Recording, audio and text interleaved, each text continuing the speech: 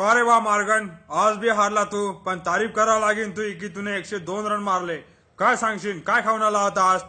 काय सांगू मी, भारताचे एवढे मोठे रन पाहून भेलोच होतो मी. मला भूक बी बम लागली होती. मग युवराज फिल्डिंगला गेल्यावर मी त्याच्या बॅगेतून अर्धा पिझ्झा चोरून खाल्ला होता बा. पाय रे बाबू युवराज, त्या भैताळाने ती कचोरी खाल्ली आणि सांगते की पिझ्झा खाल्ला. का रे बा युवराज, एवढ्या दिवसाचा फ्लॉप चालला होता तू, आज अचानक 150 रन मारले तुया. कसं वाटून राहिलं तुले, काय सांगशील आम्हाला? हा नक्कीच, मी खरंच लय फ्लॉप गेलो.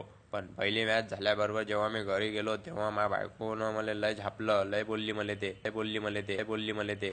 काऊन रे बा, काऊन बोलली तुझी बायको तुले?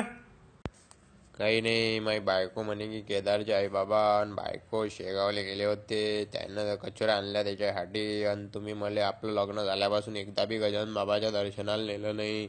मग मी तेव्हाच गाडी करून माझ्या आई बाबाले आणि बायकोले घेऊन शेगावला गेलो आणि तटी गजानन बाबाचं दर्शन घेतलं आणि शेगावच्या कचोऱ्या खाल्ल्या आणि माझ्या टीमसाठी बी 5-6 कचोऱ्या घेऊन आलतो.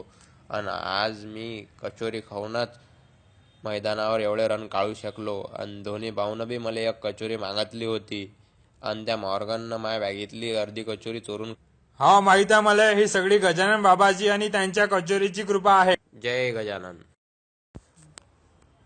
अरे भाऊ युवराज, एक फोटो काढू द्या ना तुमच्यासोबत. हा भाऊ, तुमच्याकडे काही विषय करायचा?